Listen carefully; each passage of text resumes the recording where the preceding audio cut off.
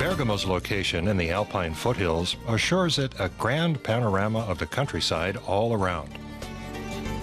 The name is of Germanic origin, meaning something like mountain home. The first settlers came here in ancient times. Tour guide Barbara Sava navigates the streets and alleys of the old town. Bergamo has a unique layout. We have the lower city, which is the modern part. This is where visitors first arrive. Then we have the upper city, with this historic center. And thirdly, we have the hills. These three parts of town are connected by two cable cars, which the tourists and the people of Bergamo have been using ever since the late 19th century.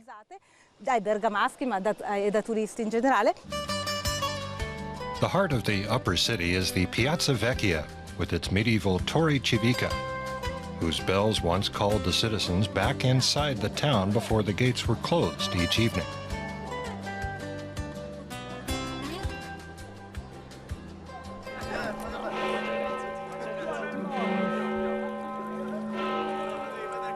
The palaces we see here to the left are from the 19th century, but they harmonize with the medieval Bergamo and with the Renaissance and Baroque.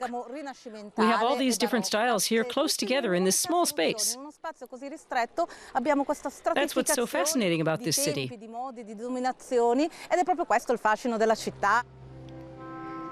The religious quarter around Cathedral Square is especially rich in history. It includes the 12th century Basilica di Santa Maria Maggiore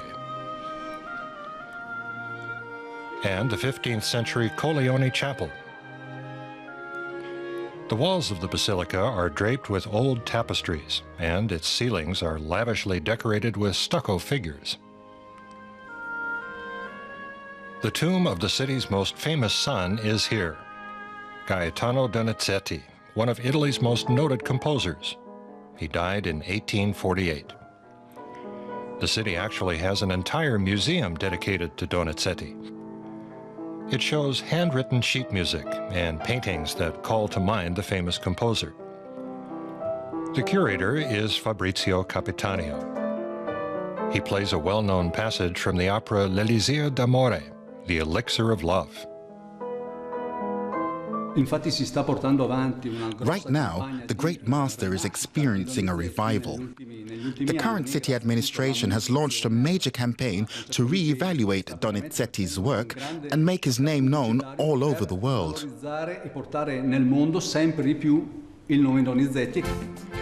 Near the museum, the old city walls stretch for some 5 kilometers. They date back to the age of Venetian rule. Today, the former limits of the upper city are a popular spot for a stroll. The place to go for some Italian ice cream is La Mariana.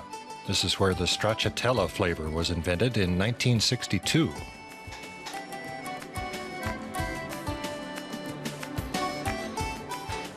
Stracciatella was a very popular dish, which is a Roman soup where you break the egg yolk, the red of the egg inside of the egg, and it stays on the surface. It breaks into pieces.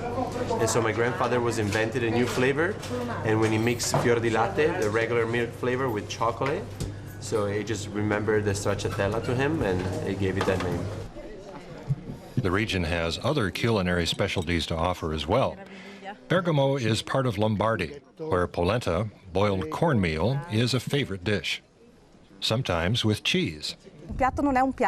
You don't eat polenta as a main dish, but as a side, with other things like mushrooms, meat, or rabbit. Those are all traditional dishes typical of Bergamo. We finish up with a quick trip to the lower city, with its shopping boulevard and theater, which of course carries the name of Donizetti. Bergamo in northern Italy, a holiday destination that's well worth a visit.